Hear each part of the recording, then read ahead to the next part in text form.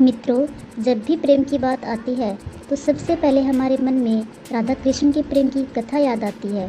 परंतु अधिकतर जनमानस के मन में ये सवाल उठता है कि जब भगवान श्री कृष्ण राधा रानी से बेइंतहा प्रेम करते थे तो फिर उन्होंने शादी क्यों नहीं की। अगर आपके मन में भी ये सवाल उठता है तो यह वीडियो आपके लिए ही है, क्योंकि आज की इस वीडियो में आपको इस सवाल का जवाब मिलेगा कि आखिर भगवान श्री कृष्ण ने राधा रानी से विवाह क्यों नहीं किया। तो वीडियो के अंत तक हमारे साथ ज़रूर बने रहें। हिंदू धर्म ग्रंथों में इस प्रसंग से जुड़ी कई कथाएं प्रचलित है, जिनमें से सबसे पहली कथा के अनुसार ऐसा माना जाता है कि राधा कोई और नहीं बल्कि श्री कृष्ण का ही एक रूप थे। स्कंद पुराण की माने तो श्री कृष्ण को आत्माराम भी कहा जाता है, अर्थात जो अपनी आत्मा में ही रमण करते हुए आनंदित रहता है और उसे आनंद की अनुभूति के लिए किसी अन्य की आवश्यकता नहीं होती।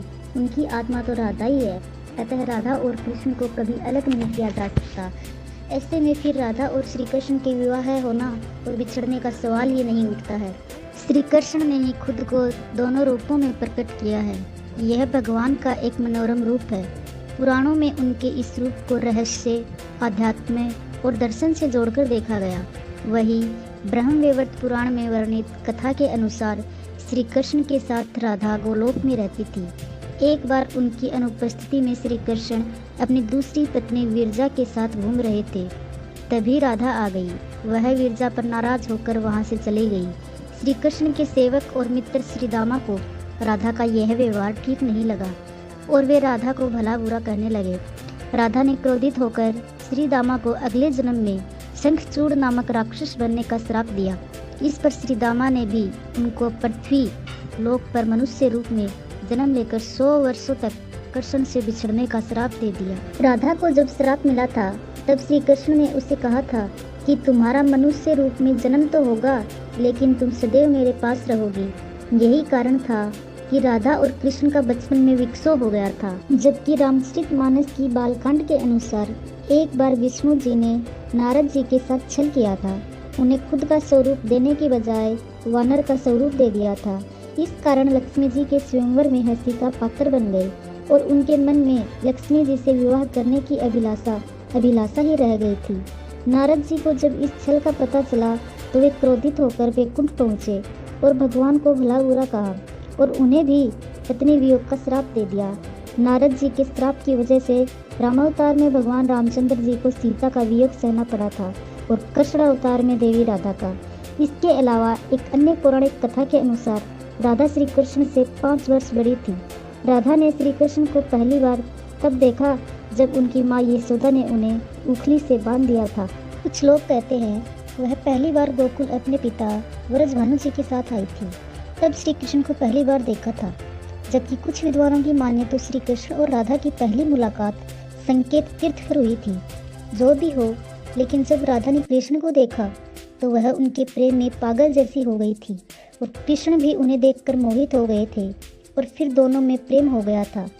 ऐसा माना जाता है कि तभी से राधा श्री कृष्ण की मुरली सुनकर पागल होकर नाचने लगती थी और वह उनसे मिलने के लिए बाहर निकल जाती थी। जब गांव में कृष्ण और राधा के प्रेम की चर्चा चल पड़ी तो राधा के समाज के लोगों ने उसका घर से बाहर निकलना बंद करवा दिया।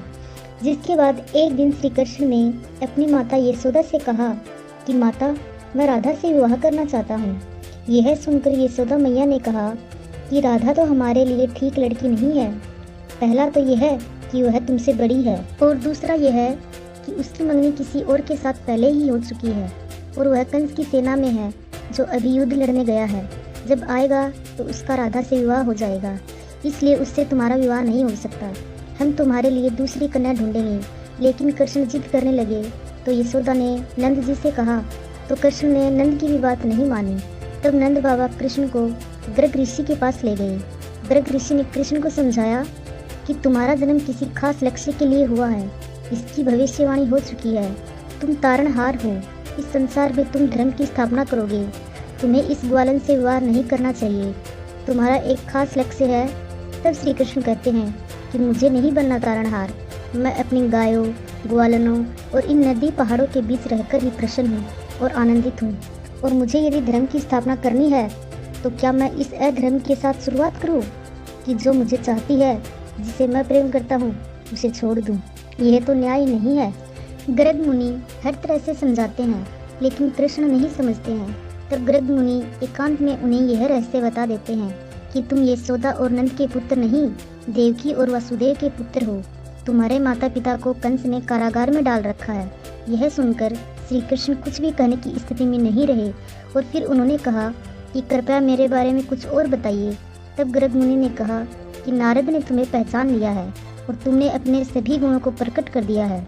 तुम्हारे जो लक्ष्य इस ओर संकेत करते हैं कि तुम ही वह महापुरुष हो जिसके बारे में ऋषि मुनि चर्चा करते हुए आ रहे हैं। यह सुनकर श्री कृष्ण वहाँ से चले गए और गोवर्धन पर्वत की सबसे ऊंची चोटी पर जाकर अकेले आकाश को देखने लगे। वे वहीं दिन भर रहे और सूर्यास्त के समय ज्ञान को उपलब्ध हो गई। वहीं से उनकी दशा और दिशा बदल गई। फिर कंस के बुलावे पर वृंदावन छोड़कर मथुरा चले गए और इधर राधा का विवाह यशोदा के भाई से हो गया। मित्रों, इसलिए भगवान श्री कृष्ण ने कहा कि राधा तो मेरी आत्मा है, भले ऐसे में मैं उससे विवाह करूं या ना करूं, इससे क्या फर्क पड़ता है। विवाह के बाद भी राधा का ना तो मेरे प्रति स्नेह कम हुआ, ना ही मेरा राधा के प्रति। उम्मीद है कि आपको यह वीडियो पसंद आई होगी।